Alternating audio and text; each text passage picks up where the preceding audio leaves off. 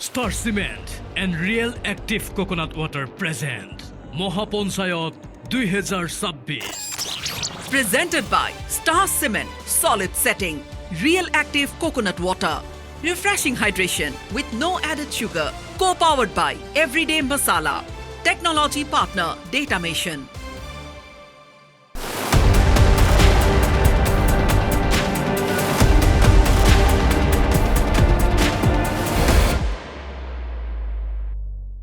নিৰ্বাচন আহিছে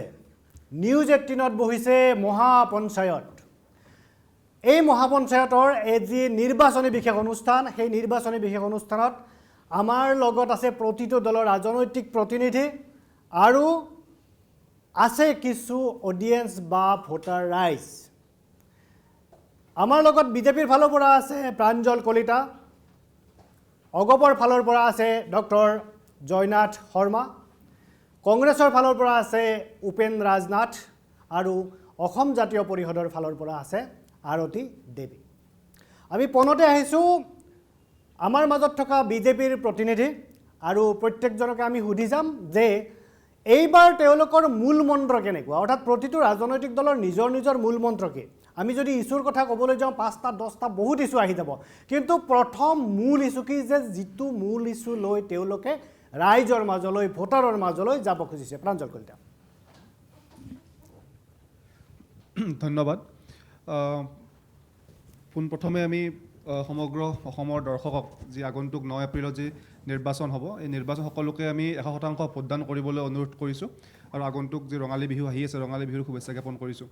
এইবাৰ ভাৰতীয় জনতা পাৰ্টীয়ে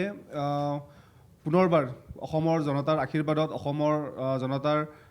উদ্যোগত বা তেওঁলোকৰ সহযোগত পুনৰবাৰ তৃতীয়বাৰৰ বাবে দিছপুৰত চৰকাৰ গঠন কৰিবলৈ মূল ইছুটো একদম এটা বাক্য বা এটা শব্দ মূল ইছু হৈছে আমাৰ জাতি মাটি ভেটিছ চৰকাৰ কেনেকৈ আমি আমাৰ অসমীয়া জাতিটো অসমীয়া থলুৱা মানুহখিনিক কেনেকৈ আমি আত্মনিৰ্ভৰ কৰিব পাৰোঁ কেনেকৈ অসমত থলুৱাৰ দপদপনি চলিব পাৰে কেনেকৈ ইয়াত যিধৰণে বিদেশী বা অবৈধ মিয়া মুছলমানে যিধৰণে অসমত দপদপনি চলাই আছিলে তেওঁলোকৰ দপদপনি বন্ধ কৰি কেনেকৈ থলুৱাৰ দপদপনি চলাব পাৰোঁ বা কেনেকৈ আমি অসমীয়া মানুহক আত্মনিৰ্ভৰশীল কৰিব পাৰোঁ সেয়া হৈছে আমাৰ মূল ইছু মানে সুৰক্ষিত ভৱিষ্যত কংগ্ৰেছৰ উপেন ৰাজনাথ সকলোকে মই নমস্কাৰ জ্ঞাপন কৰিছোঁ আৰু আপোনালোকৰ বহুমূলীয়া সময়ৰ কাৰণে আপোনালোকেও আহিছে তো ধন্যবাদ জ্ঞাপন কৰিছোঁ আৰু নিউজ 18ৰ সমূহ দৰ্শকক মই নমস্কাৰ জ্ঞাপন কৰিছোঁ আৰু আগন্তুক যি আমাৰ মহা ৰঙালী বিহু আহি আছে জাতীয় উৎসৱ সেই ৰঙালী বিহুৰ এই চেগতে মই আপোনালোকক মই ওলগ জনাইছোঁ আৰু আপোনালোকক এই যে আমাৰ 2026ৰ যি নিৰ্বাচন আহি আছে আমাৰ মাননীয় সভাপতি অসম প্ৰদেশ কংগ্ৰেছ কমিটিৰ সভাপতি গৌৰৱ গগৈ ডাঙৰীয়াৰ নেতৃত্বত লুৰিণজ্যোতি গগৈ ডাঙৰীয়াৰ নেতৃত্বত অখিল গগৈ ডাঙৰীয়াৰ নেতৃত্বত এই যি 3G পাৱাৰ এই 3G পাৱাৰৰ নেতৃত্বত অসমত এখন সুস্থ সমৃদ্ধিশালী এখন আপোনাৰ অসম দিব পৰা এখন আমাৰ চৰকাৰ আহি আছে আৰু তাৰ কাৰণে সকলোৱে আমি একগোট হৈছোঁ আৰু আমাৰ লক্ষ্যটো হৈছে এখন বৰ অসম এই বৰ অসমখন কেনেকুৱা আমাৰ মূল ইছ্যু হৈছে বৰ অসম যিখন বৰ অসম আজি আমাৰ চাউলুং চুকাফাদেৱে বনাই গৈছিলে যিখন বৰ অসম লাচিত বৰফুকনে বনাই গৈছিল যিখন বৰ অসম কুমাৰ ভাস্কৰ বৰ্মাই বনাই গৈছিল যিখন বৰ অসম লক্ষ্মীনাথ বেজবৰুৱাদেৱে বনাই গৈছিলে ভূপেন হাজৰিকাদেৱে বনাই গৈছিলে পৰাগ দাস ডাঙৰীয়া বনাই গৈছিলে আৰু শেষ জুবিন গাৰ্গ ডাঙৰীয়াৰ যি বৰ অসমৰ সপোন শান্তি সম্প্ৰীতি সমৃদ্ধিৰ এখন সপোন আৰু বিভিন্ন জাতি ধৰ্ম ভাষা নিৰ্বিশেষে আমাৰ এই বাৰে ৰহণী আমাৰ কৃষ্টি সংস্কৃতিৰ যিখন অসম চন্দ্ৰ সূৰ্য পৃথিৱী থকালৈকে অসমীয়া জাতি জীয়াই থকাৰ যিখন অসম এই অসমখন আমি বনাবলৈ গৈ আছোঁ গৌৰৱ গগৈ ডাঙৰীয়াৰ নেতৃত্বত হয় ইয়াত আমাৰ বিদেশী সমস্যা আছে বিদেশী সমস্যা সমাধান কেনেকৈ কৰিম তাৰ চাইণ্টিফিক আমাৰ প্লেন চিষ্টেম কওক মানে মই এইটোৱে কৈছোঁ চাইণ্টিফিক মানুহে ক'ব পাৰে যে বৰ অসমখন বিজেপিয়ে সদায় কয় যে সংখ্যালঘু ৰাইজক লৈ আপোনালোকে বৰ অসম কেনে বনাব অসমত সংখ্যালঘু ৰাইজৰ সমস্যা নহয় অসমত বিদেশী সমস্যা গতিকে চাইণ্টিফিক প্লেনত মানে কেনেকৈ আমি 1971ৰ পাছত যিবোৰ মানে অবৈধ নাগৰিক অসমত আছে যিখন NRC আমাক দি গৈছে ছিষ্টেম এটা অলৰেডি তৈয়াৰ হৈ গ'ল NRCত সেই ছিষ্টেম আছে সেই ছিষ্টেম ব্যৱহাৰ কৰি অসম আপোনাৰ আছাম একৰ্ড ব্যৱহাৰ কৰি আমি কেনেকৈ বিদেশী কিনিম তাৰো আমাৰ পৰিকল্পনা আছে মুঠতে আমাৰ অসমখন হ'ব সমগ্ৰ অসমখনত যি গৌৰৱ গগৈ ডাঙৰীয়াই কৈছে যে শান্তি সম্প্ৰীতিৰে আমি ঐক্যৰে অসমখন কাৰণ আপুনি চাওক পৃথিৱীত যিবিলাক ডেভেলপ কাণ্ট্ৰি আছে আমেৰিকা চাওক নেদাৰলেণ্ড চাওক ছুইজাৰলেণ্ড চাওক আপুনি আপুনি কাটাৰ চাওক মানে আপুনি ডুবাই চাওক UAE সকলোবিলাক ধৰ্ম নিৰপেক্ষ দল আপুনি যে 20খন যদি একদম ছুপাৰ ডেভেলপ কাণ্ট্ৰি যদি চাই তেওঁলোকক যদি বাই ৰিলিজন চাই ক'তো আপুনি দেখা নাপায় কোনোবাখন বোলে আপোনাৰ খ্ৰীষ্টিয়ান কাণ্ট্ৰি বুলি তাত লিখা নাই ক'ৰবাত বোলে আপোনাৰ ইছলাম কাণ্ট্ৰি বুলি লিখা নাই চব লিখিছে ছেকুলাৰিজম গোটেই ভাৰতবৰ্ষৰ আত্মাটোৱে হৈছে ছেকুলাৰিজম মানে কি ইয়াত আপোনাৰ শান্তি সম্প্ৰীতি যেতিয়া থাকিব তেতিয়াই ইনভেষ্টৰ্ছ আহিব আৰু অসম দুপৰে বাঢ়িব সেইখনেই আছে আমাৰ বৰ অসম গতিকে মই কৈছোঁ আমাৰ যিটো আপোনাৰ যিখন বৰ অসম আমাৰ জ্যোতিপ্ৰসাদ আগৰৱালে কৈ গৈছিলে যে বড়ো মিচিং আমাৰ কাৰ্বি ৰাভা সমগ্ৰ আমাৰ এই জাতিক লৈ যিটো তেখেতে কবিতা লিখিছে সেই বৰ অসমখনৰ তাতেই নিহিত হৈ আছে অসম জাতীয় পৰিষদৰ ধন্যবাদ মুখপাত্ৰ আৰতী দেৱী ডাঙৰীয়াই ক'ব তেওঁ মূল ইছ্যু নমস্কাৰ নিউজ 18 আপোনালৈ জনালোঁ আৰু আগন্তুক ৰঙালী বিহুৰ অসমবাসীলৈ শুভেচ্ছা জনালোঁ এতিয়া আমাৰ মূল ইছ্যু হ'ল অসমখন প্ৰথম আৰু সদায় চিৰদিন সেই হিচাপে আমি চাব বিচাৰোঁ যেনেকৈ অসমীয়া হিচাপে সদায় মাত মাতিব পাৰিব অসমীয়াগিৰি কৰিব পাৰিব ইয়াত যাতে কোনো মাটি ভেটি বহিৰাগতৰ গোষ্ঠীৰ হাতত নাযায় আমাৰ সেইটোৱে মেইন লক্ষ্য আৰু অসমখন আমি সদায় অসম হিচাপে চাব বিচাৰোঁ বহিৰাগত হিচাপে নহয় অসম গণ পৰিষদৰ আমাৰ মাজত আছে ডক্টৰ জয়নাথ শৰ্মা তেখেতে ক'ব যে অসম গণ পৰিষদে ভোটাৰৰ মাজলৈ মূল কি ইছ্যু লৈ গৈ যাব এইবাৰ নমস্কাৰ প্ৰথমতে মই আজি গোটেই ৰাজনৈতিকভাৱে সক্ৰিয়ভাৱে জড়িত হৈ থকা যুৱকসকলক লগ পাই ভাল পালোঁ আৰু এই চেতনাটো জাগ্ৰতাটো সদায় যাতে অব্যাহত থাকে সেইটো মই কামনা কৰিছোঁ আমাৰ মূল ইছ্যু আজি আমি ইস্তেহাৰ কথাটো কৈছোঁ ইস্তেহাৰত যে অসমখন ৰক্ষা কৰিবৰ কাৰণে প্ৰথম অৱস্থাত আমি এতিয়া ঘৰে ঘৰে সংস্থাপন আৰু ঘৰে ঘৰে উপাৰ্জন এই নীতিটোত আমি আগবাঢ়িব লাগিব যি ৰাজনীতিয়ে নকৰোঁ কিয় আমাৰ গ্ৰাম্য অৰ্থনীতিটো কেনেকৈ শক্তিশালী কৰিব পাৰোঁ আৰু চৰকাৰৰ দায়িত্ব আছে সুৰক্ষা কৰা কথাটো মানে অৰ্থনৈতিক সুৰক্ষা অৰ্থনৈতিক সুৰক্ষাটোৰ কথাটো আমি বেছিকৈ মানে এমফাচাইজ কৰিছোঁ আৰু 2 নম্বৰ কথাটো হৈছে কি সুৰক্ষাৰ কাৰণে অসম বা অসমীয়া জাতিটো খিলঞ্জীয়াসকলৰ সুৰক্ষাৰ কাৰণে আমাৰ 6 নম্বৰ দফাত অসম চুক্তিৰ 6 নম্বৰ দফাত যিবোৰ কথা বা যিবোৰ হেৰি আছে স্কোপ আছে সেই গোটেই স্কোপবিলাক আমি কেনেকৈ NDA চৰকাৰৰ জৰিয়তে কাৰ্য কৰিব পৰা যায় এইটোৱে আমাৰ মূল ইছ্যু মানে অৰ্থনৈতিক সুৰক্ষা হ'ল জাতিৰ সুৰক্ষা অৰ্থনৈতিক সুৰক্ষা আৰু বৰ অসম কোনো জাতি মই কৈছোঁ কোনো জাতি জীয়াই নাথাকে যদি তেওঁ অৰ্থনৈতিকভাৱে সুৰক্ষিত নহয় হয় এতিয়া আমাৰ সাধাৰণতে হৈছে কি 5Gৰ পিছত 6G কিন্তু উপেন ৰাজনাথে কৈছে যে এইবাৰ তেখেতসকলে 3Gত ৰৈ যাব 3Gত কি ৰৈ যাব না লগত 5G আছে মানে প্ৰিয়ংকা গান্ধী ৰাহুল গান্ধী দুটা জি আহিলে 5G হৈছে 5G গো আৰু 5G স্পিডতে আমাৰ গভৰ্ণমেণ্ট আহি আছে হয় তেনেদৰে প্ৰচাৰ চলিছে নতুন অসম বনাব য'ত এখন মানে শান্তি সম্প্ৰীতিৰ সমৃদ্ধি খালী অসম য'ত আমি অৰ্থনৈতিকভাৱে অসমক 2 লাখ কোটি ধাৰৰ পৰা কেনেকৈ তললৈ আনে তাৰ প্লেন কাটাৰ কিন্তু কাটাৰ ধৰ্ম নিৰপেক্ষ নহয় কাটাৰ কিন্তু ধৰ্ম নিৰপেক্ষ নহয় কাটাৰ ধৰ্ম নিৰপেক্ষ নহয়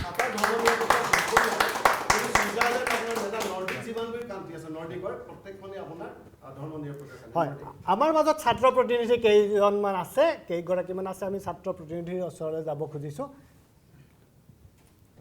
মই কংগ্ৰেছৰ প্ৰবক্তাৰ এটা মানে প্ৰশ্ন সুধিব বিচাৰিছোঁ যে আপুনি যি ক'লে যে আপোনাৰ চৰকাৰ যদি আহে চাইণ্টিফিক মেথডত আপুনি মানে বিদেশী যিটো আমাৰ সমস্যা তাৰ চলিউশ্যন কৰিব কিন্তু যেতিয়া আপোনাৰ চৰকাৰ দিল্লীত আছিলে আৰু অসমতো আছিলে প্ৰাইম মিনিষ্টাৰ ইভেন আমাৰ অসমৰ পৰা আছিলে তেতিয়া আপুনি এই চাইণ্টিফিক মেথড কিয় ব্যৱহাৰ কৰা নাই আৰু কি এইটো তেতিয়া আপুনি কৰা নাই এতিয়া কি এইটো চাইণ্টিফিক মেথড আছে এতিয়া আপুনি কৰিব আমাৰ যি চাইণ্টিফিক মেথড বুলি ক'লে প্ৰথমতে আমি যিখন NRC দিছোঁ সেইটোৱেই চাইণ্টিফিক মেথড কাৰণ গোটেই তাতে আপোনাৰ তাৰ কাৰণবোৰ সোমাই আছে কেনেকৈ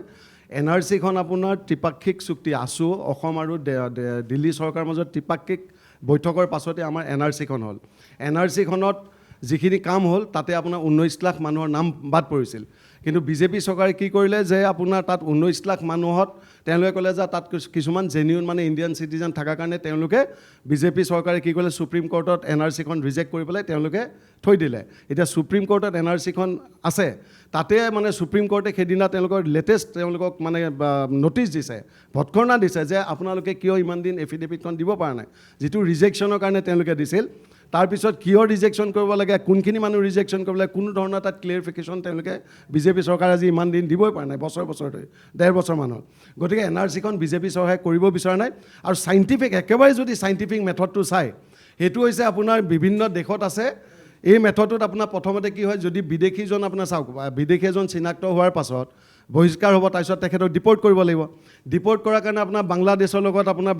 লগত আমাৰ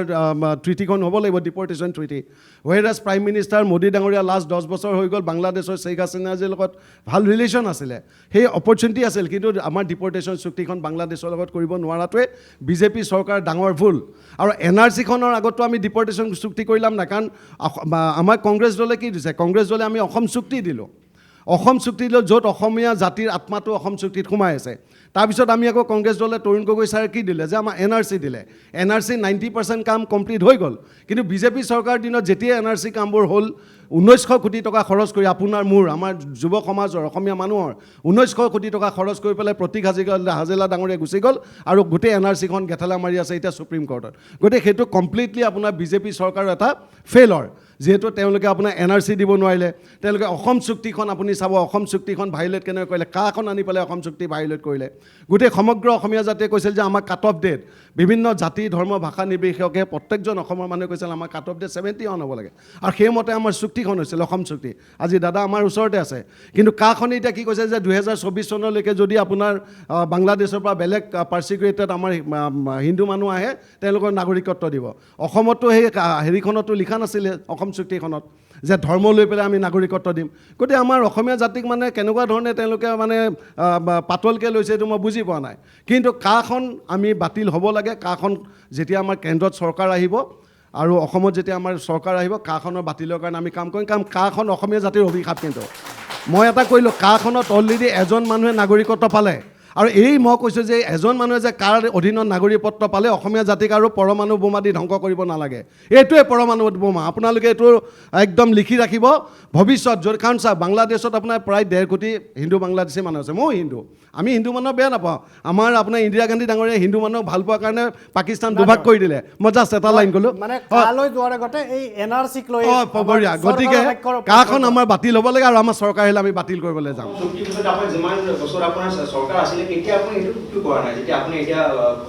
অসম ঠিক আছে মই অসম চুক্তিৰ পাছত অসম চুক্তি 1985 যেতিয়া চুক্তি হৈ গ'ল আমাৰ চৰকাৰ আছিলে আপুনি চাব অসমখন খুব মানে আপোনাৰ এটা চেঞ্চিটিভ ষ্টেট ইয়াত কিছুমান ডিচিশ্যন আপুনি ফটককৈ ল'ব নোৱাৰে যেনেকৈ 6 জনগোষ্ঠীৰ জনজাতিকৰণ আমি ফাইনেল আমি ড্ৰাফ্ট বনাই পেলাই কেন্দ্ৰীয় চৰকাৰ দিলোঁ তেওঁলোকে বিজেপি ফেইল সেই চেঞ্চিটিভ ইছ্যুৰ কাৰণে কাৰণ বিভিন্ন জাতি ধৰ্ম ভাষা নিৰ্বিশেষে মানুহ আছে গতিকে সেই বস্তুটো মেনেজ কৰিব যাওঁতে অলপ টাইম লাগিল তাৰপিছত ষ্টেপ বাই ষ্টেপ আহি আমি NRC দিলোঁ NRC ইজ এ ছিষ্টেম গোটেই ছিষ্টেমটো এতিয়া বিজেপিয়ে ফুলফিল কৰিব পৰা নাই থেংক ইউ হয় বিজেপিৰ প্ৰতিনিধি আমাৰ মাজত আছে প্ৰাঞ্জল কলিতা ক'ব যে চৰকাৰৰ এইটো ব্যৰ্থতা নেকি যে NRC-খন তেওঁলোকে সম্পূৰ্ণ পৰিশুদ্ধ ৰূপত আমাৰ হাতত তুলি দিব নোৱাৰিলে বুলি উপেন্দ্ৰ নাথ ডাঙৰীয়াই অভিযোগ কৰিছে কি ক'ব নাই চাওক NRC-খন যি আজি পৰ্যায়ত আছে NRC-খন ৰখাই দিয়াটো আচলতে বিজেপি চৰকাৰৰ ডাঙৰ আচলতে সফলতা কাৰণ NRC-খনৰ জৰিয়তে যিমান ইলিগেল মানুহৰ নাম মই দুগৰাকী মানুহৰ নাম ক'ব বিচাৰিছোঁ কেৰামত আলী আৰু তেওঁৰ পুত্ৰ হসমত আলী এই দুয়োগৰাকী ব্যক্তিয়ে 1968ত বাংলাদেশৰ পৰা অসমৰ দলগাঁও সমষ্টি বৰ্তমান দলগাঁও সমষ্টি তেওঁলোক আহিছিলে আৰু তেওঁলোক এতিয়ালৈকে 5বাৰ তেওঁলোকক ডিপৰ্ট কৰা হৈছে অসম চুক্তিৰ 5 নং দফাৰ 8 নং ক্লজত লিখা আছে যিবোৰ ইলিগেল ইমিগ্ৰেণ্ট অসমত সোমাই তেওঁলোকক অতি শীঘ্ৰে তেওঁলোকক মানে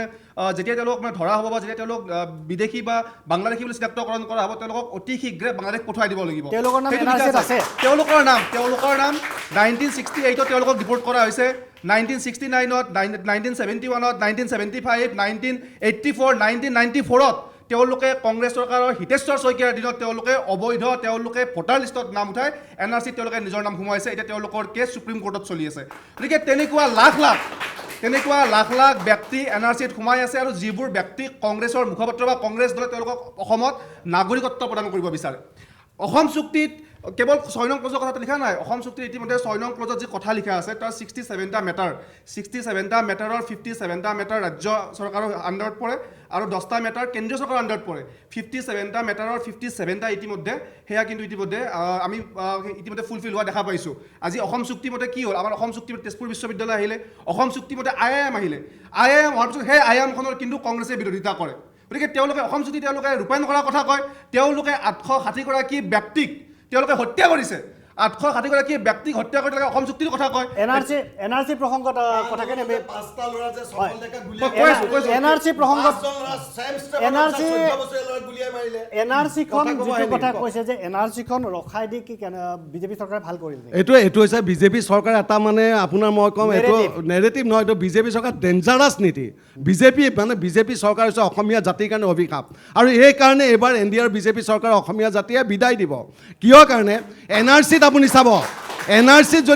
যদি তাত যদি কিমান মানুহ নাম ওলাইছিলে প্ৰায় 19 লাখ মানুহৰ নাম বাদ পৰিছিল তাত আপুনি চাই যদি মই হিন্দু বুলি ময়ো কৈছোঁ দেই মই যদি বাংলাদেশৰ হিন্দু মানুহ আছে মই সন্মান কৰোঁ অল আৰ আমি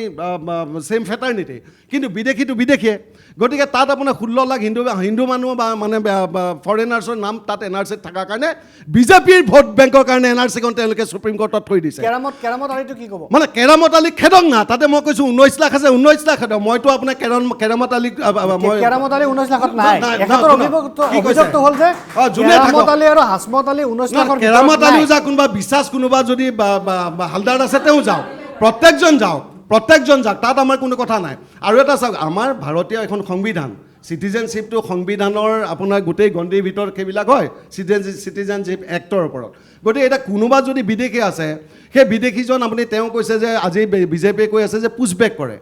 কিছুমান 2-4জন ধৰা পৰিলে পুছবেক কৰে সুপ্ৰিম কোৰ্টে কৈছে পুছবেক ইজ এন ইলিগেল মেথড সেইটো হ'বই না পুছবেক যে কৰে কাৰণ তেওঁলোকে আকৌ গুচি আহিব পাৰে কাৰণ বাংলাদেশে একচেপ্ট নকৰে আপোনালোকে বনোৱা এক্সপালছন একখন না মই কৈ আছোঁ পুছবেকত তেওঁলোকে কিয় গুচি আহে মানে যেতিয়ালৈকে বাংলাদেশে এজন ডিপৰ্ট কৰা আপোনাৰ বিদেশী তেওঁলোকে একনলেজ নকৰিব তেতিয়ালৈকে বাংলাদেশে যে একচেপ্ট নকৰে তেওঁলোকে তাত নাথাকে গতিকে পুছবেকটোৱে ভুল এইটোত ডিমত আছে পুছবেক কৰা কেইবাজনো বাংলাদেশী লোক গৈ ঢাকাত কান্দি আছে মানে প্ৰেছ মিট দি আছে সংবাদ মাধ্যমৰ আগত কৈ আছে আমাক ঠেলি পঠাই দিলে কিন্তু তেওঁলোকে ৰাস্তা খোলা আছে তেওঁলোকে আহি যাব পাৰে কিন্তু পুছবেকটো ইলিগেল মানে এইটো সুপ্ৰিম কোৰ্টে কৈছে এইটো মই কোৱা নাই গতিকে এটা মেথড আছে কি যেতিয়া আপুনি ডিপৰ্টেশ্যন ট্ৰিটিখন কৰিব ফাইনেলি মই আৰু প্ৰশ্ন আছে ফাইনেলি আপুনি আৰু প্ৰশ্ন বিদেশীখিনি গুচি যাব কেনেকুৱা যে লিগেল হওক বা ইলিগেল হওক পুছবেক যদি ইলিগেল হয় এক্সট্ৰাডিশ্যন ট্ৰিটি যদি নাই আমাৰ চব হয় সকলো হয় এই যে আমাৰ আলফা কেইজন ধৰিলে তাত ধৰাৰ পিছত তেওঁলোকে ঠেলি বৰ্ডাৰত থৈ দিলে এই বস্তুটো কি বুলি ক'ব আপুনি লিগেল নে ইলিগেল নে কি বস্তু মই কি কামটোতো হৈ আছে কামটোতো হৈ আছে কিন্তু এইটো একদম মানে স্মল স্কেলত 2জন বা 3জন কিন্তু আমাৰ পৰা যাব আমাৰ পৰা যাব লাখত তাৰ পৰা 2জন এজন আৰু তাতে এইটো আপোনাৰ এটা ইণ্টাৰনেশ্যনেল আপোনাৰ এইটো মেটাৰ হয় আমাৰ মাজত আৰু ইণ্টাৰনেশ্যনেল মেটাৰ মই বিদেশী মই ছেকেণ্ডত আৰু এটা কৰিলোঁ গতিকে অসম চুক্তিৰ যিমানবিলাক আপোনাৰ দফা আছিল আপুনি চাব অসম চুক্তিৰ মেইন আমাৰ 6 নং দফাৰ যিখন আপোনাৰ প্ৰতিবেদন বিপ্লৱ শৰ্মা ছাৰে দিলে তাত ইনাৰ লাইন পাৰ্মিটৰ কথা স্পষ্টকৈ লিখা আছিল কিন্তু ইনাৰ লাইন পাৰ্মিটখন আজিলৈকে নিদিলে আৰু ইনাৰ লাইন পাৰ্মিট নিদিয়াৰ কাৰণে আমাৰ এইটো বহুত ডাঙৰ বিষয় 1 মিনিটত প্ৰাঞ্জল লগাব আৰু মই 1 মিনিট এটা লৈছোঁ মই একদম যাওঁ আপোনাৰ তালিকে যাম মোৰো প্ৰশ্ন আছে 1 মিনিট এটা লৈছোঁ যে 1993 21 এপ্ৰিলত মানে অসমৰ বিধানসভাত তেতিয়াৰ মুখ্যমন্ত্ৰী হিতেশ্বৰ শইকীয়াই নিজে কৈছিলে যে অসমত 50 লাখ অবৈধ বিদেশী আছে তেওঁ নিজে কৈছিলে আৰু যেতিয়া তেওঁ বিধানসভাত কোৱাৰ পিছদিনাখনে যেতিয়া দিল্লীৰ পৰা আহি যেতিয়া আৰছাদ মাদানীয়ে যেতিয়া হিতেশ্বৰ শইকীয়াক যেতিয়া দম দিলে যে আপুনি এই কথা ক'বলৈ ক'ত সাহস পালে আপোনাৰ চৰকাৰ আমি গিৰাই দিম যেতিয়া আৰছাদ মাদানীয়ে গুৱাহাটীত প্ৰেছ মিট পাতি কথাবোৰ কৈছিলে তাৰে কিন্তু 3 দিন পিছতে পুনৰ হিতেশ্বৰ শইকীয়া কিন্তু অসমৰ 50 লাখ অবৈধ বিদেশীৰ সন্মুখত আঁঠুলৈ তেওঁ কিন্তু তাক ক্ষমা খুজিছে গতিকে সেই কথা আপোনালোকে সকলো ডকুমেণ্ট আছে আমি সকলো ডকুমেণ্ট প্ৰভাইড কৰিম গতিকে NRC যেতিয়া NRC যেতিয়া 20 লাখ মানুহৰ NRC তেতিয়া 20 লাখ শুনি লওকচোন আপুনি আপুনি আৰে আপোনাৰ মাতটো নাযাব কৈ থাকক নহয় চাওক যেতিয়া কৈ লওক মই কৈছোঁ যে ফাইনেল আমাৰ ছিষ্টেম আমাৰ NRC দি দিলে এওঁলোকে কি কৰে আপুনি ধৰক লাইটটো আৱিষ্কাৰ কৰি দিলেতো থমাছ আলভা এডিশ্যনে এওঁ কৈছে যে লাইটটো পোহৰ কিয় আহি আছে লাইটটো আৱিষ্কাৰ হৈ গ'লে NRC আমাৰ ফাইনেল ৰিজাল্ট ছিষ্টেম আপুনি পৰীক্ষাত পাছ কৰা ৰিজাল্ট মই এটা ৰিজাল্টটো কেনেকৈ গাপ দি পেলাই থৈছে যে ৰিজাল্টটো প্ৰকাশ হ'ব নিদিয়ে এতিয়া চাব ৰিজাল্টটো গাপ দি থৈ নাই এটা কথা চাব ৰিজাল্ট গাপ দি থৈ আমাৰ মাজত এজন জ্যেষ্ঠ আছে নাগৰিক আছে আনকি আন্দোলনত তেখেতে অংশ লৈছিল মই ছাপ'জ মানে আমি দৰ্শকসকলক কৈছোঁ যে আমি খন্তেকৰ কাৰণে ধৰি লৈছোঁ যে আমাৰ হিষ্ট্ৰীত অসম আন্দোলনটো হোৱা নাই ধৰি লৈছোঁ খন্তেকৰ কাৰণে ধৰি লৈছোঁ যে আমাৰ হিষ্ট্ৰীত অসম আন্দোলন হোৱা নাই আমি 1971 চন আমি কাট অফ ইয়াৰ পালোঁ যদি অসম আন্দোলন নহ'লহেঁতেন অসম চুক্তি নহ'লহেঁতেন আমাৰ 1951 থাকি গ'লহেঁতেন কি প্ৰব্লেম আছিল এই প্ৰশ্নটোৰ উত্তৰ আমাক জয়নাথ শৰ্মা ডাঙৰীয়াই প্ৰশ্নৰ উত্তৰ আগত মই মানে NRCৰ ওপৰত আমি তথ্য দুইটা দলৰ তৰফৰ পৰা প্ৰকৃত তথ্যটো আচলতে পোৱা নাই মানে দিয়া নাই তেখেতসকলে জানিব পাৰে জ্ঞাত হ'ব পাৰে কিন্তু দিয়া নিজৰ ধৰণে ব্যাখ্যা নিজৰ পৰা কৰিছে NRCটো আহিল কেনেকৈ কথাটো হ'ল আমাৰ চৰকাৰ যেতিয়া প্ৰথম আৰম্ভ হৈ অসম গণ পৰিষদৰ চৰকাৰ তেতিয়া আমি NRCৰ কথাটো আমাক মানে কেবিনেটত এই কথাটো বৃন্দাবন গোস্বামী ডাঙৰীয়াৰ কথাটো কৈছিল যে 51ত যেতিয়া NRC কৰিছিলে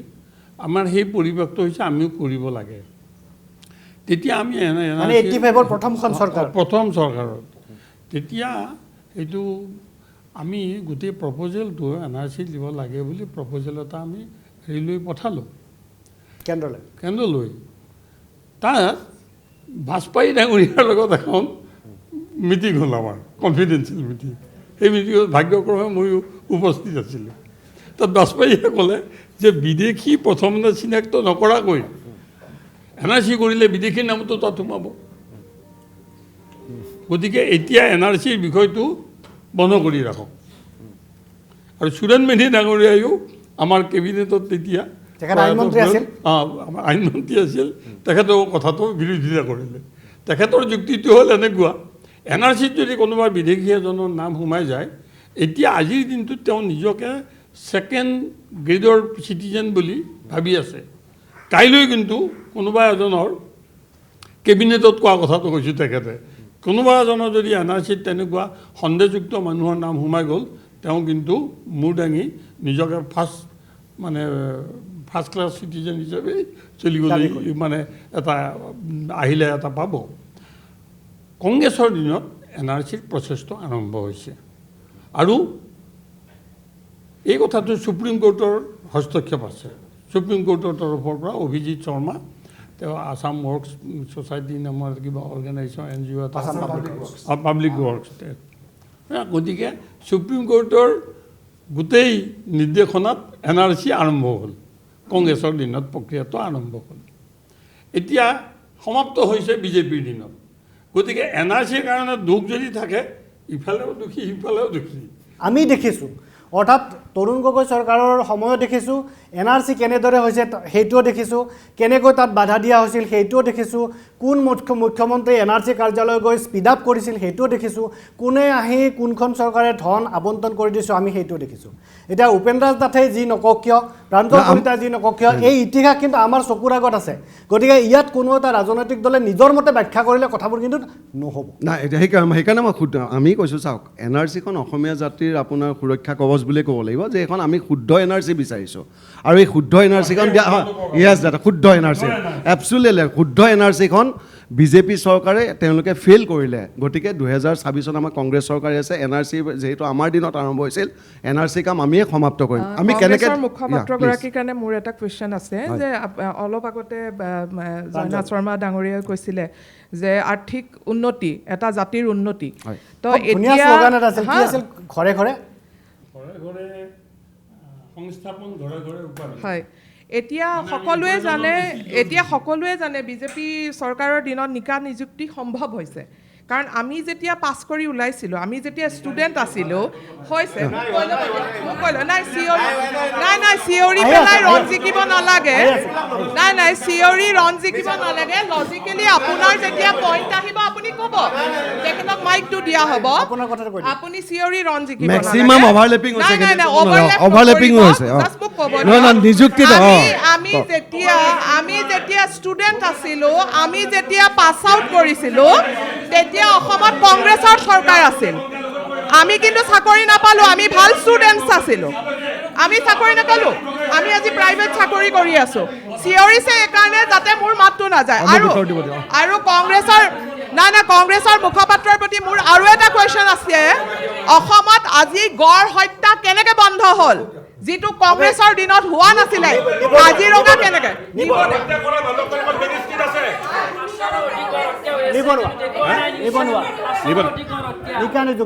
নিবনুৱা নিযুক্তিৰ ওপৰত মই কৈ আছোঁ এইটো মোক দিয়ক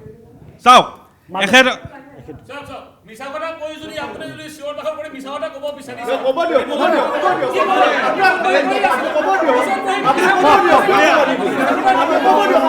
নিযুক্তিৰো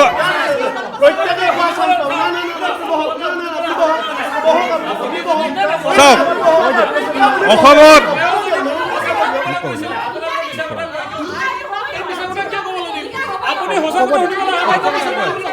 আপুনি মোৰ কথাই শুনিছে সঁচা মিছা কেনেকৈ গম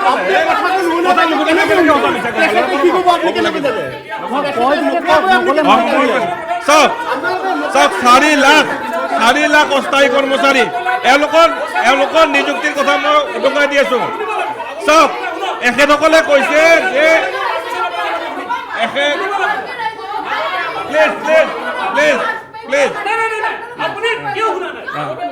চাওক এয়া বিজেপিৰ চৰিত্ৰ কথা ক'ব নিদিয়ে কাৰণ একেলগে এনেকুৱা অসমীয়া বিৰোধী খিলঞ্জীয়া বিৰোধী এওঁলোকে কাকো কথা ক'ব নিদিয়ে এওঁলোকৰ বিৰুদ্ধে ক'ব লগা বহুত আছে এখেতসকলে কৈছে ঠিক আছে মই কৈ আছোঁ কথাখিনি এখেতসকলে কৈছে যে এখেতসকলে 1,60,000 নিযুক্তি দিছে কিন্তু প্ৰকৃত সংখ্যাটো কিমান কোনেও ক'ব নোৱাৰে কিন্তু মই এটা তথ্য দিব খুজিছোঁ শুনক এই তথ্যটো শুনক জেনেৰেল নলেজৰ কাৰণে ভাল ৰ'ব আৰে শুনিব কথা ক'ব দিয়ক না ভাই আৰে মই নিযুক্তিৰ ওপৰত কোৱা নাই আপোনাৰ কথাটো শুনকতো আৰে মাইক তেখেতে দিছে আপুনি কোন এখেতে মোক মাইক দিছে আপুনি দিছে নেকি মাইক এটা চাওক 4 লাখ অস্থায়ী কৰ্মচাৰীক শোষণ কৰা হৈছে প্ৰবঞ্চনা কৰা হৈছে আজি চাওক আজি অংগনৱাড়ী কৰ্মী ৰন্ধন কৰ্মী আশা কৰ্মী পঞ্চায়ত কৰ্মী মাষ্টাৰ ৰোল এইবিলাকৰ যি পাৰিতোষিক সেই পাৰিতোষিক ভাৰতৰ ভিতৰত আটাইতকৈ কম আৰু এখেতসকলৰ ইনক্ৰিমেণ্ট বোনাছ এইবিলাক হোৱা নাই যদি এইবিলাক সম্পূৰ্ণৰূপে দিব পাৰিলে হয় তেতিয়াহ'লে এই চৰকাৰে এজনকো নিযুক্তি দিব নোৱাৰিলে হয় এওঁলোকে 4 লাখ কৰ্মচাৰীক শোষণ আৰু বঞ্চনা কৰি এই 1 লাখক চাকৰি দিছে এই তথ্য মোৰ আছে আপোনালোকৰ মুখ্যমন্ত্ৰীয়ে এই তথ্য দিছে গতিকে আপোনালোকে চাকৰি দিব মিছা কথা নক'ব আৰে শোষণ আৰু বঞ্চনা কৰিছে মোৰ পকেটৰ পৰা পইচা কাঢ়ি আপোনাৰ পকেটত দিছে এইটো কথা হ'ল নেকি আজি মই মাষ্টাৰ ৰোলত চাকৰি কৰি আছোঁ মাষ্টাৰ ৰোলত চাকৰি কৰাৰ পাছত মোৰ ইনক্ৰিমেণ্ট হ'ব লাগে নে নালাগে সেই ইনক্ৰিমেণ্ট তেওঁলোকে নকৰিলে কাৰণ তেওঁলোকে যদি মাষ্টাৰ ৰোলত ইনক্ৰিমেণ্ট কৰে 4 লাখ কৰ্মচাৰী ইনক্ৰিমেণ্ট কৰে তেতিয়াহ'লে তেওঁলোকে এই 1 লাখ চাকৰি দিব নোৱাৰে গতিকে তেওঁলোকে 4 লাখ কৰ্মচাৰীক শোষণ কৰি পেলাই বঞ্চিত কৰি পেলাই এই 1 লাখ চাকৰি দিয়াৰ নাটক কৰিছে সেইবিলাক অসমীয়া ৰাইজে বুজি পাইছে অসমীয়া ৰাইজৰ টকা পইচাই লাভ নাই ক'বলৈ দিয়ক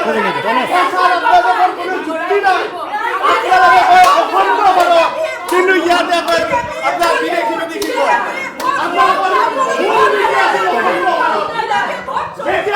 উত্তৰটো দিব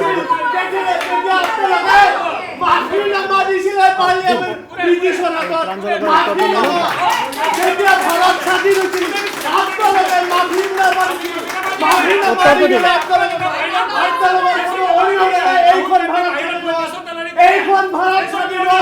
আপোনালোকৰ 1 পইচা অৰিহণা নাই 1 পইচা অৰিহণা নাই আপোনালোকে আমাকে ক'ব কংগ্ৰেছে ভাৰত স্বাধীন কৰিছে কংগ্ৰেছে ভাৰত পলাইছে এইখন ভাৰত কংগ্ৰেছে বনোৱা বিজেপি চৰকাৰে মদ বিক্ৰী কৰি অসমীয়া জাতিৰ যুৱকক ধ্বংস কৰি পেলাই ৰেভিনিউ মদ বিক্ৰী কৰে অসমীয়া জাতিৰ যুৱ প্ৰজন্মক ধ্বংসৰ মুখলৈ পঠাইছে বিজেপিৰ টকা ঘটাৰ বেলেগ ৰাস্তা নাই নেকি বিজেপি ৰেভিনিউ জেনেৰেট কৰা কি ৰাস্তা আছে নাই বিজেপি চৰকাৰে আৰু মই উত্তৰ দিম শুনক মই দিম নিকা নিযুক্তি কৈ আছো উত্তৰ দিম শুনক বিজেপি চৰকাৰৰ কি পইচা ৰেভিনিউ জেনেৰেট কৰা প্লেন নাই নেকি 2 নম্বৰ নিকা নিযুক্তি শুনক গীতা শুনক নিকা নিযুক্তি শুনক কৈ আছো দি আছো নিকা কৈ আছো নিকা নিযুক্তি শুনি যাওক সকলোৱে নিকা নিযুক্তি শুনক নিকা নিযুক্তি কথাটো আপুনি কৈছে মোৰ দেউতা শিক্ষক মোৰ দেউতাই 1972 নে কেতিয়া চাকৰি পাইছিল শিক্ষকৰ তেতিয়া কংগ্ৰেছৰ চৰকাৰ আছিল তেতিয়া টকা দিছিল নেকি নাই দিয়া আপুনি মোৰ দেউতাক খণ্ডা কৰিছে মোৰ দেউতাক আপোনাৰ খণ্ডা কৰিছে শুনক আপোনাৰ মোৰ দেউতাক খণ্ডা কৰিছে তেতিয়াহ'লে চৰকাৰী চাকৰিয়ালক খণ্ডা কৰিছে এই দাদাহঁতৰ পৰিয়ালত যদি চৰকাৰী চাকৰিয়াল আছে তেওঁক খণ্ডা কৰিছে শুনক নিকা নিযুক্তি লৈ কথা নাই শুনক 2 নম্বৰ শুনক শুনিবলৈ ধৈৰ্য ৰাখক আৰু যোনে দুৰ্নীতি কৰিছিল এক মিনিট শুনি যাওক যোনে দুৰ্নীতি কৰিছিল যোনে কংগ্ৰেছৰ দুৰ্নীতি শুনি যাওক স্যার এটা বহুত সিম্পল কোয়েশ্চন ইউ সেড কি এতিয়া 2026 if you guys win the election manufacturing কৰাব হয় ইমান বছৰ আছিলে হয়। অসমত কি কৰিলে ম্যানুফ্যাকচারিং ইন্ডাস্ট্রি কি হ'ল শুনি যাওক কি হ'ল নিকা নিযুক্তিটো কি হ'ল বেজীৰ পৰা শুনি যাওক বেজীৰ পৰা উৰাজাহাজলৈকে শুনিব বেজীৰ পৰা উৰাজাহাজলৈকে এয়াৰপৰ্টৰ পৰা ইছৰলৈকে সব ফালে corruption কৰিলে আপোনালোকে। কংগ্ৰেছ চৰকাৰে কৰিলে আপুনি কংগ্ৰেছ চৰকাৰে বিজেপিয়ে কি কৰিলে ৰেলৱে বিজেপিয়ে বনাইছে নেকি বিজেপি আৰু ভাৰত স্বাধীনতা আন্দোলনত আৰে শুনক বিজেপি জনসংঘ শুনক বিজেপি কি বনাইছে আপোনালোকে ভাৰত স্বাধীনতা আন্দোলনত RSSৰ কেইজন শ্বহীদ আছে মোৰ নাম কওক ভাৰত স্বাধীনতা আন্দোলনত RSSৰ কেইজন শ্বহীদ আছে আপুনি নাম কওক ভাৰত নিৰ্মাণত কি কৰিলে বনাইছে সেইখন কওক এটা ইণ্ডাষ্ট্ৰী নাম স্কুল বন্ধ হৈ গৈছে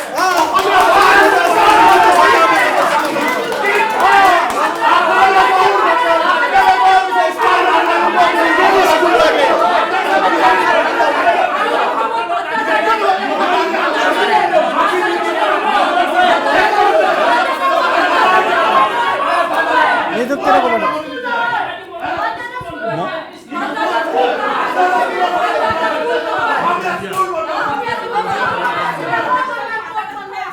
মই জয়নাথ শৰ্মা ডাঙৰীয়ে ক'ব দুটা কথা ক'ম ডেকা শক্তিটো বৰ আমাৰ Strong. জাতিটোৰ ৰাজহাড় কিন্তু উশৃংখল ডেকা শক্তিটো কেতিয়াবা কেঞ্চাৰলৈ পৰিৱৰ্তিত হ'ব পাৰে সেইকাৰণে সকলোকে কৈছোঁ ইজনে সিজনৰ কথাটো শুনাৰ পিছত আমি তাৰ কাউণ্টাৰটো দিয়াটো উচিত এতিয়া মই নিকা এপইণ্টমেণ্ট সম্পৰ্কত কথাটো কৈছোঁ যে মই দীঘলীয়া সময়ৰ কাৰণে অসমৰ ৰাজনীতিত আছোঁ মই দেখিছোঁ সঁচাকৈ 85 চনৰ আগলৈকে মানে মাজত এটা কৈ দিছোঁ যে জয়নাথ শৰ্মা ডাঙৰীয়া যেতিয়া কেবিনেট মন্ত্ৰী হৈছে আমাৰ চাগে বহুতৰ জন্মই হোৱা নাছিল জন্ম হোৱা নাই মানে কথাটো এনেকুৱা কথা কংগ্ৰেছৰ দিনত সঁচাকৈ নিযুক্তিৰ ক্ষেত্ৰত বহুত খেলি মেলি হৈছে আৰু এনেকুৱা কথাটো আমি আমাৰ ৰাকেশ পালৰ কথাটোতো আমি সকলোৱে জানো গতিকে এতিয়া নিকা সম্পৰ্কত কংগ্ৰেছে ক্লেইম কৰিব নোৱাৰে আকৌ বিজেপিও এটা কথা চাব লাগে বিজেপিৰ 2-এজন কোনোবা এগৰাকী মহিলাই ছুইচাইড কৰিছে ৰ'ব নাই আৰু মোক কথাখিনি ক'বলৈ দিয়ক মানে গতিকে এই নিকাটো বৰ্তমান অৱস্থাত যিটো পৰিৱেশত আছে নিকা বিশেষকৈ UPSCকে ধৰি আমাৰ 3rd গ্ৰেড 4th গ্ৰেডৰ পৰা এইটো কিন্তু কণ্টিনিউ হোৱাটো আমি বিচাৰিছোঁ নিকা নাই এইটো চাওক আজি 5 বছৰমানৰ পৰা এপইণ্টমেণ্টৰ ক্ষেত্ৰত কিন্তু টকাৰ বেহাটো হোৱা নাই এইটো কথা আমি স্বীকাৰ কৰিব লাগিব কিন্তু পকা চুলি উঘালিবলৈ গ'লে 2এডাল কেঁচা চুলি উঘালা যায় আজি যিটো উচ্ছেদ কৰিছে এই উচ্ছেদৰ সপক্ষে মই আছোঁ আমাৰ দল আছে কিন্তু উচ্ছেদ কৰিবলগীয়া মানুহখিনি যেতিয়া প্ৰথমতে তাত গৈ বেদখল কৰিছিল ফৰেষ্টত বা চৰকাৰী বা BGR PGR চৰকাৰী ভূমিত সেই সময়ত চৰকাৰী ভূমি যেতিয়া বেদখল কৰিছে যেতিয়া ফৰেষ্টত বেদখল হৈছে, এতিয়া মানুহখিনিক আমি খেলিবলৈ যাওঁতে এটা হুলস্থুল পৰিৱেশ, এটা ৰাজনৈতিক ইছ্যু এটা হৈছে, কিন্তু তাত DFO আছে, ফৰেষ্টাৰ আছে, ৰেঞ্জাৰ আছে, সেইসকল যিয়ে থাকিও তাত দায়িত্বত থাকিও এইসকলক বেদখল কৰিবলৈ উচতনি দিছিল। তাৰ ওপৰত প্ৰথমতে কংগ্ৰেছে ব্যৱস্থা নল'লে, এতিয়া বিজেপিও ব্যৱস্থা লোৱা নাই, আমাৰ NDA চৰকাৰৰ ব্যৱস্থা লোৱা নাই। গতিকে এই গোটেই কথাবিলাকত আমি অলপমান চাব লাগে যে আচলতে গুৰিত বীজটো ক'ত। আমি দুৰ্নীতি সকলোৱে একেলগে এক কথাত একমত যে নিয়োগৰ ক্ষেত্ৰত নিকা হ'ব লাগে, আৰু বিজেপিয়ে নিয়োগৰ ক্ষেত্ৰত যিটো প্ৰচেছ আৰম্ভ কৰিছে, এই প্ৰচেছত কিন্তু অলপমান কম্পিউটাৰৰ এই অপাৰেটৰজনক দি কিবা কৰিব পাৰে, আদাৰৱাইজ কিন্তু এই ছিষ্টেমটোত গোটেই প্ৰচিডিউৰ মানে প্ৰচেছটোত দুৰ্নীতি কৰাৰ সম্ভাৱনা নাই। মানে কেইবাটাও ইছ্যু আচলতে বাগৰি গ'ল। মই NRC সন্দৰ্ভত আৰু এটা 1 মিনিট মই ক'ব বিচাৰিছোঁ। NRC লৈ ঘূৰি নাযাওঁ নেকি? না মই 1 মিনিট নক'লে এইটো অশুদ্ধ হ'ব, কাৰণ বহুতো যুৱ প্ৰজন্ম বহি আছে না।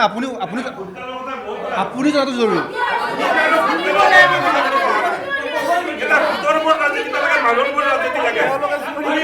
NRC নালাগে নেকি?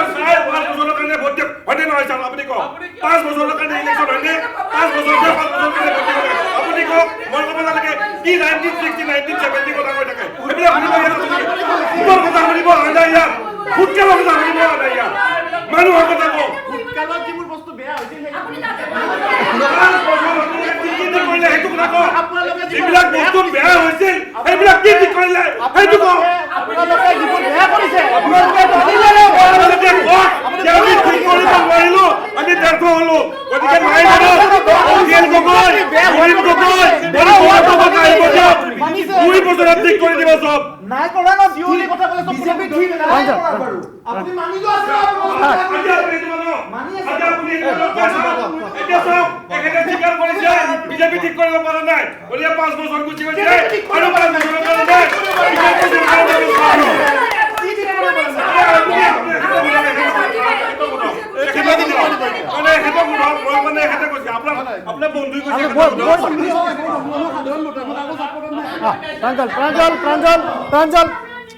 চাওক, মই NRC বিষয়ে একেটা ক'ব বিচাৰিছোঁ, সেই কথাটো আপুনি জনাটো জৰুৰী, সেইকাৰণে মই ক'ব বিচাৰিছোঁ। আপোনাৰো ক'ৰবাত কামত আহিব, চাব না। শুনি লওক, আপুনি শুনি লওক, চব কৈছোঁ, সকলো কথা কৈছোঁ, শুনি লওক, আপুনি শুনি লওক, কথাটো কৈ দিয়া, আগবাঢ়ি যায় শুনি লওক, আপুনি শুনি লওক, শুনি লওক না। আপুনি 70 বছৰৰ আগৰ কথা শুনি মানে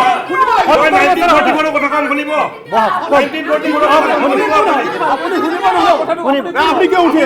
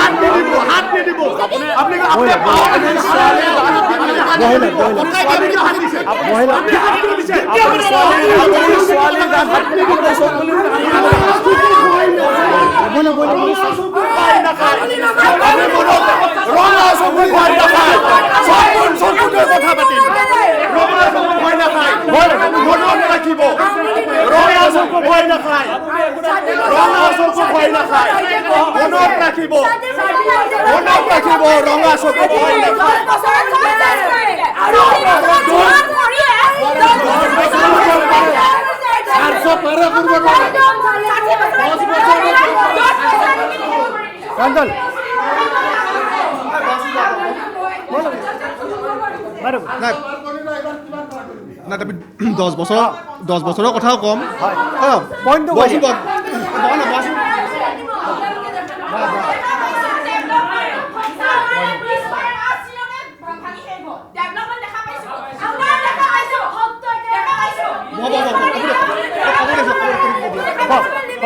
ডেভেলপমেণ্টৰ কথা কৈছে ডেভেলপমেণ্ট দেখা পাইছোঁ চানমাৰী ব্ৰিজখন আজি 4 দিনতে শেষ হ'ল হা ব্ৰিজখনত আজি ট্ৰাক উঠিব নোৱাৰে সেইটো ডেভেলপমেণ্ট কৰে নেকি 1250 টকা দিছে সেইটো ডেভেলপমেণ্ট কৰে নেকি কেতিয়াও নহয় সেইটো ডেভেলপমেণ্ট নহয় সেইটো হৈছে লোৱা বুলি তেওঁলোকে কেনেকৈ ভোট লৈ আছে এইটো হ'ব নোৱাৰে নৱপ্ৰজন্মই যদি ডেভেলপমেণ্টৰ নামত 1250 টকা লাগে তেতিয়াহ'লে এইটো কেনেকৈ ডেভেলপমেণ্ট হ'ল কি শিকিলে শিক্ষাগত অৰ্হতা ক'ত গ'ল যদি 1250 টকা ডেভেলপমেণ্ট হয় শিক্ষাগত অৰ্হতা ক'ত গ'ল হা শিক্ষাগত অৰ্হতা ক'ত গ'ল কি লৈ শিক্ষা ল'লে কি লৈ শিক্ষা ল'লে আৰু এটা মই কথা কম এই যে ব্ৰিজ বনাইছে ডেভেলপমেণ্ট হৈছে উন্নয়ন হৈছে ক'ত হৈছে কিয় তেতিয়াহ'লে সেই ব্ৰিজখন আজিলৈকে এই 4-5 দিনত কিয় শেষ হ'ল কিয় ভাঙিব লগা হ'ল কিয় এই ব্ৰিজখনত আপুনি উঠিছেনে নাই এই ব্ৰিজখনত আপুনি উঠিছে নাই তেতিয়াহ'লে বেয়া বুলি কিয় কৈছে এক মিনিট 1250 টকাটো চাগে তেওঁৰ কাৰণে বহুত পইচা নহ'ব পাৰে কিন্তু যোনে 1250 টকাটো যদি বহুত সময় চলি যায় তেওঁলোকৰ আছে নাই ঘৰত তেওঁলোক সোধে 1250 টকাটো কিমান প্ৰয়োজনীয় আপোনাৰ কাৰণে নহ'ব পাৰে এইটো কিন্তু বহুত মানুহে সেই বস্তুটো চলি যায় বুজি পাইছে অসম এতিয়া ইমান ডেভেলপমেণ্ট হৈ গ'ল 1250 টকা নহ'লে হ'ল লাইন পাতিব লাগে কিন্তু 12 কোটি টকা খৰচ কৰি আছে 12 কিমান আমি জানো মানুহৰ কিমান বস্তু আহি আছে 1250 ইয়াতে কাজিয়া কৰি কাৰো লাভ নাই আমি চবে অলপ ক'ব আহিছোঁ উঠি যায় তেখেতে কয় এনেই সেইকাৰণে অলপ মনে থাকক চবকে ক'ব দিয়ক আমাৰ ছাত্ৰ আছে কেইজনমান ছাত্ৰ কেইজনে কি কয় চব দেখিছে ৰাজনৈতিক নেতা দেখিলে তেওঁলোকে কাজিয়াও দেখিলে আটাইলৈ নমস্কাৰ জনাইছোঁ যিহেতু ছাত্ৰ সমাজৰ এজন প্ৰতিনিধি হিচাপে আহিছোঁ অসমৰ ৰাজনীতিত যথেষ্টখিনি বিষয় এতিয়া আমি শুনিলোঁ শাসকৰো কথা শুনিলোঁ আমি বিৰোধীৰো কথা শুনিলোঁ কিন্তু কথাটো হ'ল যে অসমৰ যিটো ৰাজনৈতিক পৰিৱেশ সেই অসমৰ ৰাজনৈতিক পৰিৱেশটোত যথেষ্টখিনি মৌলিক সমস্যা আছে সেইটো হয়তো শাসক পক্ষও স্বীকাৰ কৰিব বিৰোধী পক্ষও স্বীকাৰ কৰিব এতিয়া আমি কথাটো সুধিব বিচাৰিছোঁ যে অসমৰ যিটো ৰাজনৈতিক পৰিৱেশটোত মৌলিক সমস্যাসমূহৰ কথা আজি টক শ্ব'ত আলোচনা কৰা হৈছে আমি বিৰাট ভাল পাইছোঁ ছাত্ৰ সমাজৰ হিচাপে কিন্তু কথাটো হ'ল যে এই মৌলিক সমস্যাসমূহৰ কথা কেৱল মাত্ৰ টক শ্ব'তে থাকি যাব নেকি কাৰণ আমি যেতিয়া এই সংবাদ গোষ্ঠীটোৰ আজি টক শ্ব'টোত আহিছোঁ আমি দেখিছোঁ ইয়াত মৌলিক কথা আলোচনা কৰা হৈছে কিন্তু ইয়াৰ পৰা বাহিৰলৈ ওলাই যোৱাৰ লগে লগে আমি শাসক পক্ষৰো নেতা দেখোঁ আমি বিৰোধী পক্ষৰো নেতা দেখোঁ তেওঁলোকে খুব টুলুঙা কথা ক'বলৈ লয় তেওঁলোকে ক'বলৈ লয় যে আমি গুৱাহাটীখন ছুইজাৰলেণ্ড বনাম কিবা বনাম এইবিলাক কথা তেওঁলোকে ক'বলৈ লয় কিন্তু কথাটো হ'ল যে উন্নয়ন তেতিয়া হ'ব যেতিয়া অসমৰ মৌলিক সমস্যাসমূহ প্ৰথমে সমাধান হ'ব অসমত বান গৰাখহনীয়াৰ সমস্যা আছে আজি এজাক বৰষুণ দিলে গুৱাহাটীখন ডুব যায় আমি দেখিছোঁ অসমত NRCৰ কথাটো আছে অসমত নাগৰিকত্ব সংশোধনী আইনৰ কথাটো আছে অসমত সাংবিধানিক ৰক্ষা কবজৰ কথাটো আছে গতিকে আমি ছাত্ৰ সমাজৰ তৰফৰ পৰা এটা কথা বিচাৰিছোঁ যে এই মৌলিক সমস্যাসমূহৰ ওপৰত আলোচনা হওক শাসক বিৰোধী দুয়ো পক্ষই এই মৌলিক সমস্যাসমূহৰ ওপৰত আলোচনা কৰক আৰু এইবিলাক সমস্যাসমূহৰ প্ৰথম সমাধানটো দিয়ক ধন্যবাদ মানে মই প্ৰশ্নটো ভাল পাইছোঁ কথাটো এনেকুৱা কথা আমাৰ ৰাজনৈতিক দলবিলাকে যি ইস্তেহাৰ উলিয়াইছে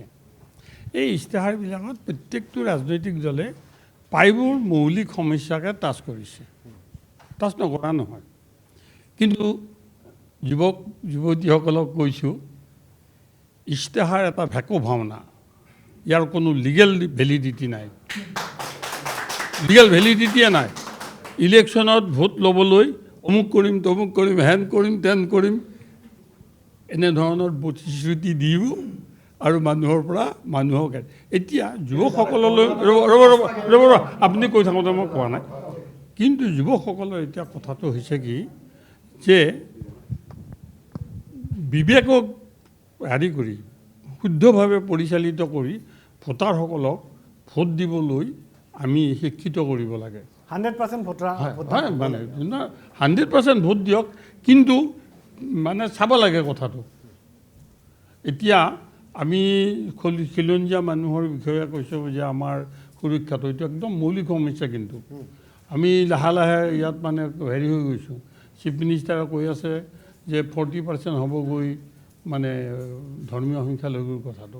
কিন্তু আমি কেনেকৈ বাচিম যদি আমি কৰ্মৰ ক্ষেত্ৰতো আজি যদি দখল নকৰোঁ এতিয়া আজি কিছুদিন পিছত চাব যে এটা সময়ত IAS ACS যিমান হেৰি আছে গোটেই কথাবিলাকত যিমান ল কলেজ আছে আপোনালোকে যাই আমাৰ যুৱকখিনিক কৈছোঁ চাব ছাৰ্ভে এটা কৰিব তাত 75% অচিনাকি বুলি চিম্পি নিজে যিসকল কৈছে তাৰ পৰা ল কলেজ ল পঢ়ি আছে 75%। এতিয়া লাহে লাহেকৈ মেডিকেলতো তেনেকুৱা হৈছে জলেশ্বৰত এখন গাঁও আছে ডাক্তৰ পট্টি বুলি কয় প্ৰত্যেক ঘৰত এজনকৈ ডক্টৰ আছে জলেশ্বৰত পূব গোৱালপাৰা সমষ্টিত এতিয়া আমি কেনেকৈ আমি নিজকে যোগ্য হিচাপে প্ৰতিষ্ঠা কৰি জাতিটোৰ যুৱ সমাজে আমি জাতিটোক আগবঢ়াই লৈ যাওঁ সেইটো দায়িত্ব কিন্তু যুৱকসকলৰ আৰু এইটো কথা ঠিক যে ৰাজনৈতিক পৃষ্ঠপোষকতাত সমাজ গঢ়াটো সম্ভৱপৰ নহয়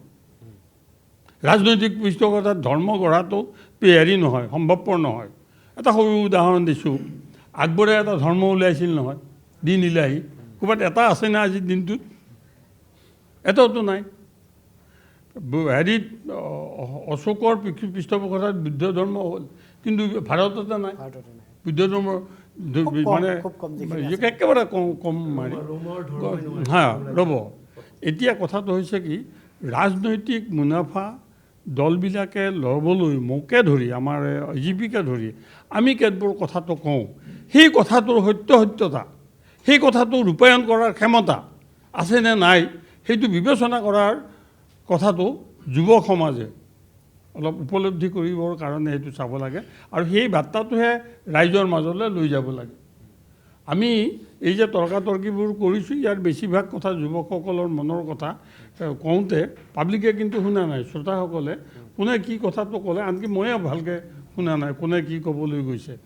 মই যিটো দলতে নাথাকক যুৱক এজন তেওঁ কিন্তু যদি ভুল দেখে তাক ভুল বুলি ক'বলৈ সাহসেৰে ওলাই আহিব লাগে যে white is white black is black কোনটো বেয়া কোনটো ভাল যে কিছুমান ৰাজনৈতিক দলে চাবচোন এনেকুৱা একোজন প্ৰাৰ্থী মানে ফিল্ডিং কৰিছে যিয়ে তেওঁ কোনোদিন কথাটো মানে নিজৰ বাহিৰে দেশখনৰ বা সমষ্টিটোৰ ৰাইজৰ ভাৱে মৌলিক কথাটো তেওঁ চিন্তাই নকৰে এতিয়া মধ্য গুৱাহাটীত যে কেণ্ডিডেট এটা বিজেপিয়ে দিছে এইটো লৈ অসমীয়া খিলঞ্জীয়া মানুহৰ মনত বিৰাট ক্ষোভ হৈছে এই ক্ষোভটো কিন্তু আমি হেৰি দিব লাগিব মৰ্যাদা দিব লাগিব কিয় ক্ষোভ হৈছে কি কাৰণত এই জাগৰণটো হৈছে এইটোতো আমি মানে যুক্তিৰ ভিতৰত যুক্তি কৰি কথাটো ক'লেতো নহ'ব নাই উত্তৰটো এওঁলোকৰ পৰা মোক নালাগে একদম যুক্তি আছে কি কাৰণত তেওঁক হেৰিক দিছে আমি এক ভাৰত এক কথা কিন্তু আমাৰ মূল কথাটো কি হৈছে খিলঞ্জীয়াৰ স্বাৰ্থটো আমি ৰক্ষা কৰিবৰ হ'লে কোনে আমাক নেতৃত্ব দিব বৰ্তমানৰ যি অসম বিধানসভাৰ যি নিৰ্বাচন এই নিৰ্বাচনত এগৰাকী ব্যক্তি ইলেকশ্যন খেলিছে যাৰ NRCৰ লগত প্ৰসংগ মানে যোগ আছে যে অসমত পোনপ্ৰথমে 2009 চনত বৰপেটা ডিষ্ট্ৰিক্টত NRCৰ পাইলট প্ৰজেক্ট আৰম্ভ কৰা হৈছিলে আৰু সেই NRCৰ পাইলট প্ৰজেক্টৰ বিৰোধিতা কৰিছিলে আমছুৱে আৰু সেই আমছুৰ নেতৃত্ব প্ৰদান কৰিছিলে বৰ্তমান ৰাইজৰ দলৰ দলগাঁও সমষ্টিৰ কেণ্ডিডেট আজিজুৰ ৰহমানে তেওঁলোকে যেতিয়া পাইলট প্ৰজেক্ট বৰপেটাত চলি আছিলে তেওঁলোকে আহি বৰপেটাৰ DC অফিচ তেওঁলোকে বন্ধ কৰিছিলে গতিকে য'ত তেনেকুৱা ধৰণৰ ব্যক্তিক আজি বিৰোধীৰ মিত্ৰজোঁটে তেওঁলোকক কেণ্ডিডেট কৰি বিধায়ক বনাই দিছপুৰ পঠাব বিচাৰিছে আৰু তেওঁলোকে এতিয়া শুদ্ধ NRCৰ কথা কয় শুদ্ধ NRCৰ কথা কয় এক মিনিট আৰু দ্বিতীয়টো কথা এক মিনিট আৰু নাই এক মিনিট আৰু দ্বিতীয়টো কথা হ'ল আজি কংগ্ৰেছে এটা কথা আজি মই দেখিছোঁ আজি অডিয়েঞ্চৰ ফালৰ পৰা এটা কথা আহিছে যে RSSক লৈ তেওঁলোকে প্ৰশ্ন উঠায় আগৰ যিটো NRCৰ কথা কৈছে NRCৰ যিটো কথা কৈছে যে আজিজুৰ বা চাম্বডিয়েলছৰ কথা আপুনি কৈছে যি নহওক NRCৰ যিসকলে বিৰোধিতা কৰিছিল তেওঁলোক এতিয়া আপুনি কৈছে যে কেণ্ডিডেটহে হৈছে কেণ্ডিডেট নহয় তেওঁলোক বিধানসভা আহি গৈছে নহয় তেওঁলোক অলৰেডি বিধানসভা আহি গৈছে গতিকে IMDT নাই এক মিনিট শুনি লওক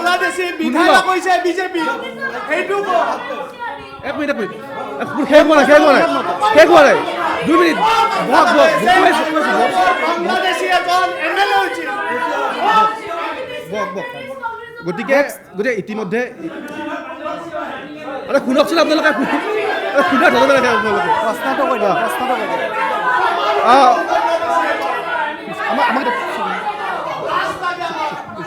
প্লিজ চাওক মই যে ইতিমধ্যে ক'লোঁ যে ইতিমধ্যে IMDT আইন বা NRC বিৰোধিতা কৰি IMDT আইনৰ বিৰোধিতা ইতিমধ্যে AUDFৰ বহু বিধায়ক গৈছে। গতিকে মই দ্বিতীয়টো কথা আপুনি কওঁতে মই কোৱা নাই দেই দাদা আপুনি কওঁতে মই কোৱা নাই শুনি লওক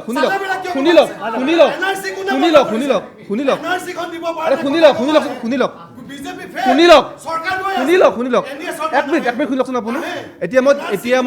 এতিয়া মই দ্বিতীয়টো কথা ক'বলৈ আহিছোঁ শুনি লওক বাংলাদেশী আপোনালোকৰ বিধায়ক হ'ল বিজেপি হ'ব বাংলাদেশী সেইটো কথা কৈ আছোঁ শুনক শুনি লওক কথাটো শুনি লওক আপুনি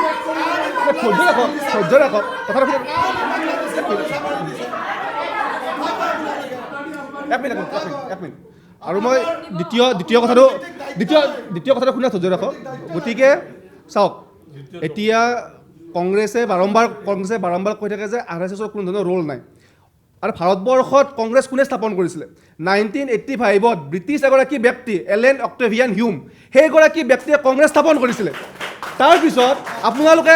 এটা কথা শুনি লওক নুশুনে কিয়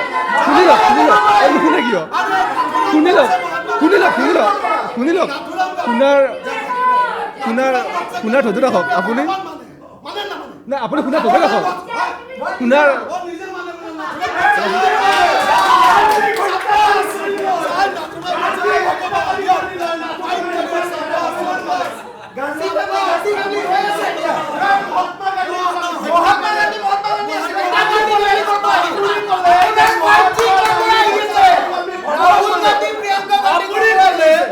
মহাত্মা গান্ধীক হত্যাকাৰীক তেখেতে ভগৱান মানে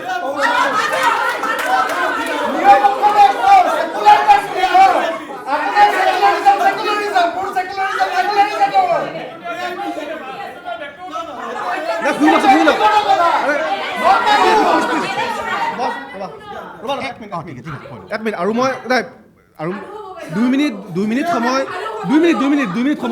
আৰে 2 মিনিট মই ধৰি দিয়কচোন আপোনালোকে 2 মিনিট আৰে 2 মিনিট মই শুনকচোন 2 মিনিট মই শুনক ডাঙৰীয়াসকল আচ্ছা আপোনাক এক মিনিট বাইদেউ শুনক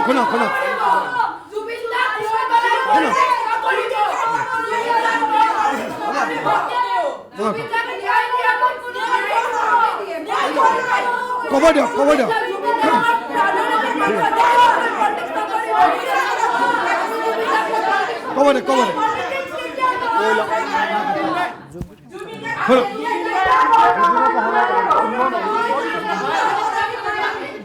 স্যার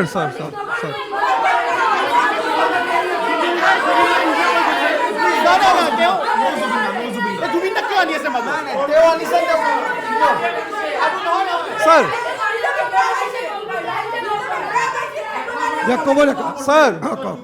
এক মিনিট মই গডছেক ভগৱান মানুহ মই গৰুক ভগৱান মানুহ মোৰ নিজৰ কথা সেকুলাৰ কাণ্ট্ৰি হয় ন সেকুলাৰিজম ইয়াত আহি কিয় ৰখি যায়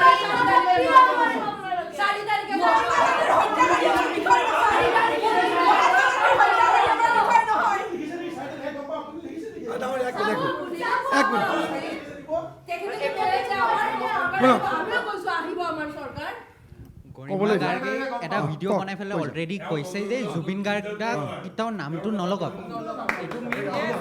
শুনক প্ৰথম কথা হ'ল দাদা শুনি যাওক শুনক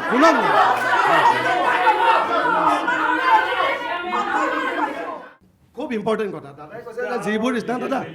নাই বুলি কৈছে গতিকে মই শুনক আমি যিখন কৰ্ণাটকত আমি ইস্তাহাৰ দিছিলোঁ শুনি যাওক কংগ্ৰেছৰ যিখন ইস্তাহাৰ আছিল 2023 চনত 5টা আমি গেৰেণ্টি দিছিলোঁ আপোনালোকে গুগল মাৰি চাওক এতিয়াই পাব গৃহজ্যোতি আঁচনি আমি আপ টু 200 ইউনিট যেতিয়া পূৰা ফ্ৰী পাই আছে আপুনি চাওক চেক কৰক দেই যদি নাই মই এতিয়া মানে আপোনালোকৰটো একচেপ্ট কৰিম ছেকেণ্ড আমাৰ কি দিছিল গৃহলক্ষ্মী আঁচনি আমি দিম বুলি কৈছিলোঁ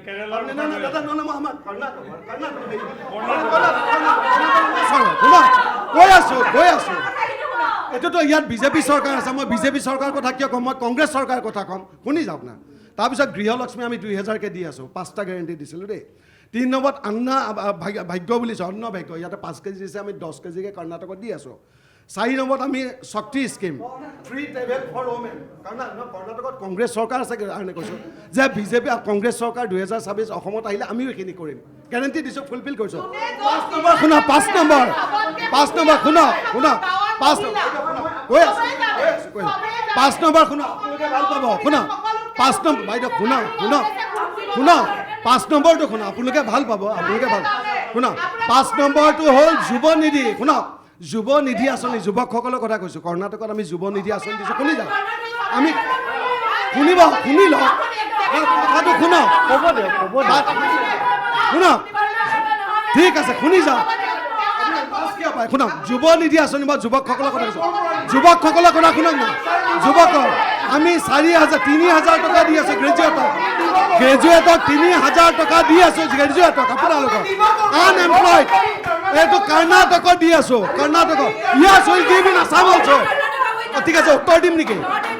এক মিনিট উত্তৰটো দিব দিছে স্কিম শুনক তেওঁ কৈছে আমি কেনেকৈ দিম শুনক না অসমত আপোনাৰ 50 লাখ মানুহক 1250 টকা বিজেপি চৰকাৰে দি আছে নাই কেনেকৈ দিছে 2 লাখ কোটি টকা ধাৰ লৈ আপোনাৰ মূৰৰ ওপৰত 2 লাখ কোটি টকা ধাৰ শুনক কিন্তু আমাৰ কংগ্ৰেছ চৰকাৰ আমি আহিলে আমি state revenue generation yes we have our resource অসমত আৰু অসম কোনে বনালে কথাটো হ'ল লক্ষ্মী বাৰ্জেনুকে অসম ষ্টেডিয়ামবোৰ কোনে বনালে গুৱাহাটী কোনে বনালে অসম কোনে বনালে IOC Numaligarh refinery ONGC IIT Lakshmi Assam নিৰ্মাণ কংগ্ৰেছ চৰকাৰে কৰিলে বিজেপিয়ে কি কৰিলে বিজেপিয়ে বানগৰাখনীয়া সমস্যা সমাধান কৰিব পাৰিলে নেকি নোৱাৰিলে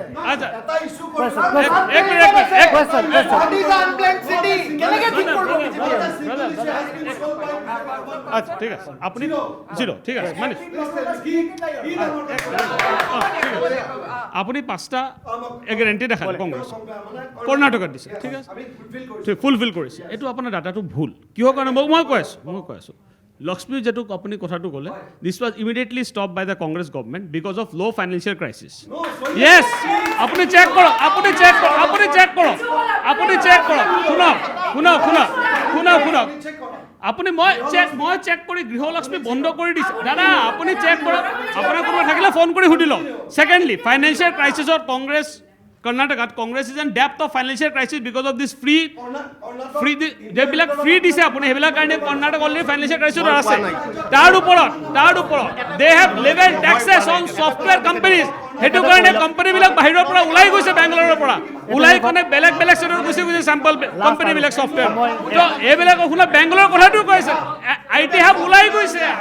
ওলাই গৈছে বিকজ অফ ইয়াৰ লছ পলিচি IT হাবটো ওলাই গৈছে বিকজ অফ পলিচি আপুনি খুলি চাওক দাদা আপুনি কৈছে গুগল মই কৈছোঁ আপোনাক চেলেঞ্জ কৰিছোঁ আপুনি খুলি চাওক যদি গৃহলক্ষ্মী চলি আছে মই আজি টকশ্ব'ৰ পৰা ওলাই যাম যদি গৃহলক্ষ্মী চলি আছে I challenge you you are a spokesperson Congress party I challenge you I openly challenge you আপুনি দেখাই দিয়ক এইফালে বন্ধ হোৱা নাই আপুনি ফাইনেন্সিয়েল ক্ৰাইচিছ কৰ্ণাটক ভুগি আছে এতিয়া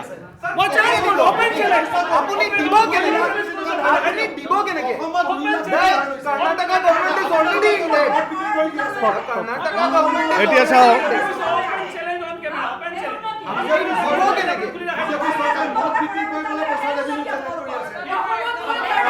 আমাৰ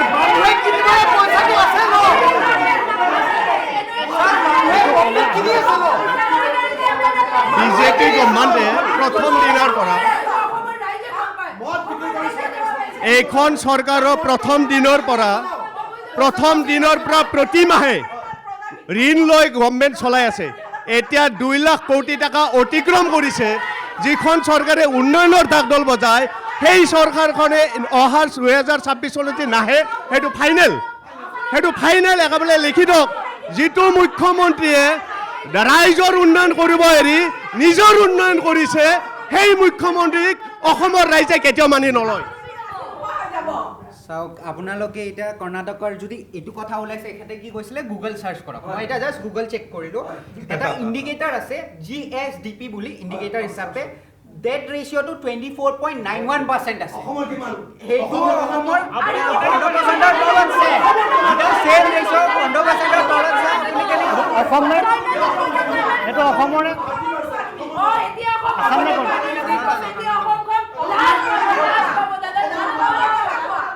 আমাৰ ছাত্ৰ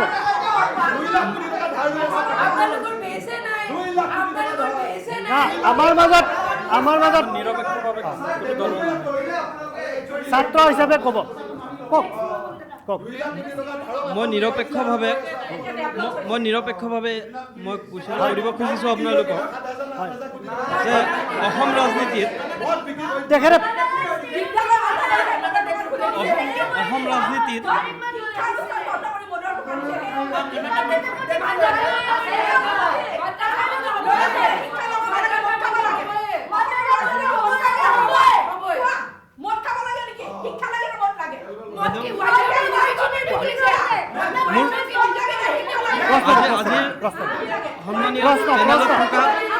সন্মানীয় পেনেলত থকা প্ৰশ্নটো সুধিব।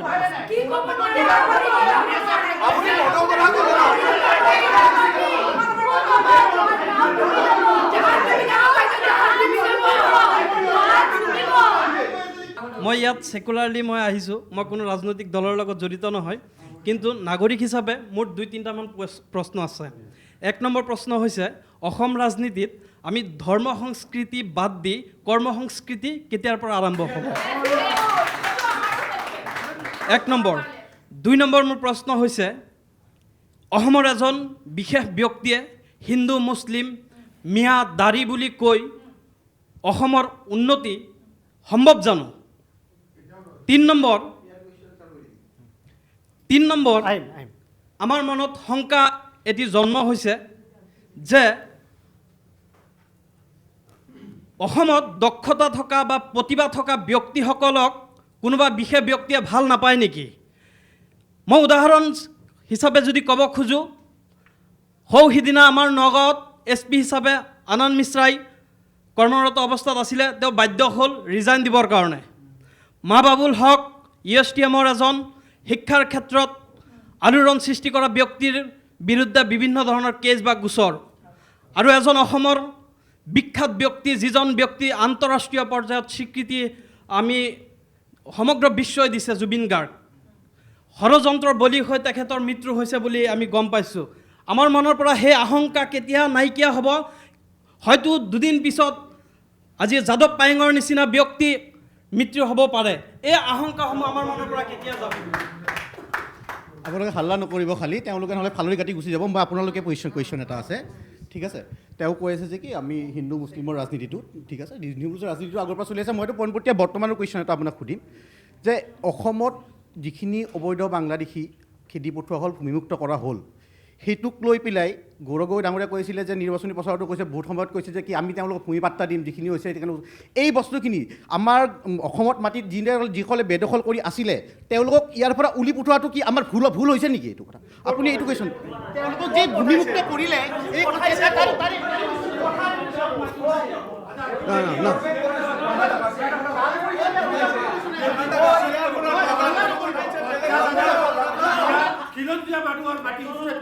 তেওঁ যিটো কথা এক মিনিট ক'ব, তেখেতে মোক ক'ব দিছে। আপুনি যিটো কথা ক'লে আপোনালোকে মনত ৰাখিব, উচ্ছেদ মানে অলগতি তলগতি। বৰপেটাৰ মানুহ গৈছে আপাৰ আছাম মানুহ গৈছে ধুবুৰীৰ পৰা গৈছে আপোনাৰ এই কি কয় আমাৰ বৰাক ভেলী, একো লাভ হোৱা নাই। শুনা, অলগতি তলগতি শুনি যাওঁ না, শুনি যাওক, ডাঙৰীয়া উত্তৰ শুনক, মই কৈ আছোঁ, উত্তৰটো ক'ব দিয়ক। এতিয়া পোনপটীয়াই কৈছোঁ, অলগতি তলে একো ৰিজাল্ট নাই। এতিয়া 2 নম্বৰ কথাটো হ'ল, অসমৰ মেইন আমাৰ যিটো, শুনক, ইয়াছ হয় দাদা, শুনক, এই যে উচ্ছেদ যে কৰিলে ৰিজাল্ট, মোৰ প্ৰশ্নটো এনেকুৱা, ৰিজাল্ট মানে কেনেকুৱা মাটিখিনিটো উদ্ধাৰ হৈ গ'ল না মাটিখিনি শুনক চৰকাৰী মাটি শুনক এতিয়া আমি উদ্ধাৰ হ'ল শুনক ঠিক আছে তেওঁলোক বাংলাদেশী হওক বা নেপালী হওক যোনে বা নহওক, আমাৰ যোনে যিয়ে নহওক, নহওক, আমি এক অসমীয়া Y, মানুহ Z, যদি আছে, অসমীয়া মানুহ যদি আছে, কৰক, উপায় নাই, এইটো হ'ব কাৰণে লাগে। আমাৰ ফৰেষ্টৰ মাটি। মাটিখিনি আহি গ'ল সেইটোতো ৰিজাল্ট আহি সকলোৱে গ'ল ছাপৰ্ট কৰে ৰিজাল্ট আহি গ'ল ঠিক আছে এতিয়া কথাটো শুনক কথা হ'ল আমাৰ বিদেশী কথাটো সেই উচ্ছেদৰ মাজত যিবোৰ মানুহ আছে আমি যিবোৰ মানুহক সন্দেহ কৰি আছোঁ আপুনি চাব আজি মুখ্যমন্ত্ৰী হিমন্ত বিশ্ব শৰ্মা ডাঙৰীয়া হেলিকপ্টাৰত চাৰ্টাৰ্ড প্লেনত ঘূৰি আছে ৰাজনাথ সিং চাৰ্টাৰ প্লেনত ঘূৰি আছে আৰু যিসোপা মানুহ উচ্ছেদ কৰিছে শুনি যাওক না শুনক না শুনক মই উত্তৰটো দিব গৈ আছোঁ শুনি যাওক ৰাহুল গান্ধী ঘূৰিছে মই উত্তৰ কিয় কৈছোঁ সেইটো শুনক আচ্ছা ঘূৰিছে মই উত্তৰটো দিব দিয়ক উত্তৰ দিব দিয়ক এই যে শুনক উচ্ছেদ কৰা যিবিলাক মানুহ শুনক যিবিলাক ৰাইজৰ কৰ কাটালৰ টকা শুনক না ৰাহুল গান্ধী ঘূৰিছে মইতো মানা কৰা নাই শুনক মই উত্তৰটো শুনক ঘূৰিছে মইতো কোৱা নাই কেছটো শুনক উত্তৰটো কি পুৰা শুনা ধৈৰ্যটো ৰাখক না ধৈৰ্যটো শুনক আৰে উত্তৰটো শুনিব ধৈৰ্য থাক মই আধা কিয় ক'ব লাগিব উত্তৰটো ক'ব দিয়ক তেওঁ প্ৰশ্ন উত্তৰটো দি আছোঁ শুনক না আপোনাৰ কিয় মাজত নামাতিব শুনক উত্তৰ শুনক না এই উত্তৰটো দিব দিয়ক শুনি যাওক আৰে আচল কথাটো ক'ব কিয় দিলে এই যে উচ্ছেদ কৰিলে যে মানুহবোৰ এই যে তাহাঁতে টেক্সবিলাক দি আছে টেক্স উত্তৰ নুশুনে আধা ক'ব দিয়ে উত্তৰটো শুনক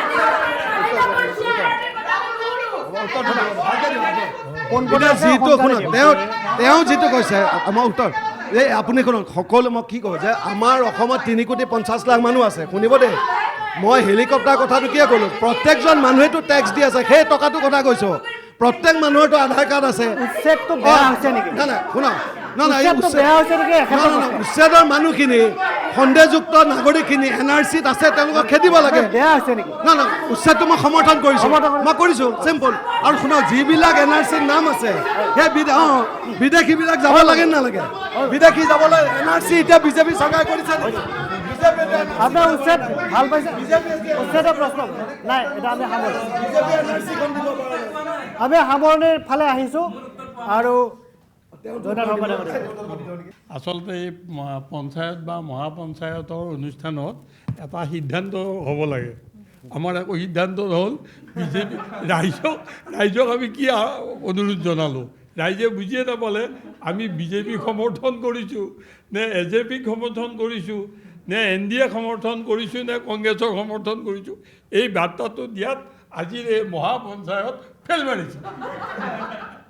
এই বাৰ্তাটো দিয়াত কিন্তু মই সকলোকে এটা অনুৰোধ কৰিছোঁ আমি এতিয়া অসমখনৰ যদি ভৱিষ্যতৰ স্বাৰ্থ আমি সুৰক্ষিত কৰিব বিচাৰিছোঁ চৰকাৰে এই যিটো পৰিৱেশ হৈছে NDA গঠন কৰিব বুলি এটা হাৱা চলি আছে কিন্তু শক্তিশালী বিৰোধী হোৱাটো উচিত তেতিয়া কিন্তু কংগ্ৰেছে মানে কি চৰকাৰে ৰ'ব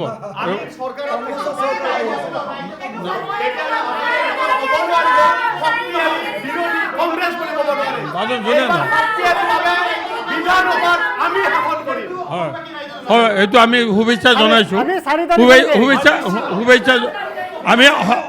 ৰ'ব আপোনালোকক আমি শুভেচ্ছা জনাইছোঁ নাই শুভেচ্ছা জনাইছোঁ NDAকো শুভেচ্ছা জনাইছোঁ মই NDAৰ নিজে সদস্য আৰু মই আমাৰ কংগ্ৰেছৰ বিৰোধী পক্ষকো শুভেচ্ছা জনাইছোঁ এটা আমি আগন্তুক 26ৰ বিধানসভাখন এখন সুন্দৰ বলিষ্ঠ নেতৃত্বৰে গঠিত বলিষ্ঠ নেতা কেতবোৰ নিৰ্বাচিত হৈ আহক আৰু ৰাইজক মই অনুৰোধ কৰিছোঁ যে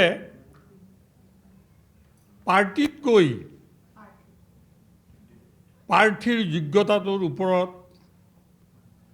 যদি ৰাইজে বিচাৰ বিবেচনা কৰে এইটো দেশৰ কাৰণে সমাজৰ কাৰণে অসমৰ কাৰণে খিলঞ্জীয়া লোকসকলৰ কাৰণে এইটো এটা স্বাস্থ্যকৰ ঘটনা হ'ব মহাপঞ্চায়তৰ ফালৰ পৰা আমি এইটো কথা কওঁ যে সকলো ভোটাৰ ৰাইজ ওলাই আহক সকলোৱে ভোটদান কৰক নিৰ্ভয়ে ভোটদান কৰক আৰু আজি আমি আমাৰ সকলোকে কৃতজ্ঞতা জনাই মহাপঞ্চায়ত ইমানতে সামৰণি মাৰিছোঁ Star Cement and Real Active Coconut Water present Mohapanchayat 2026. Presented by Star Cement, solid setting, real active coconut water, refreshing hydration with no added sugar, co-powered by Everyday Masala, technology partner Datamation.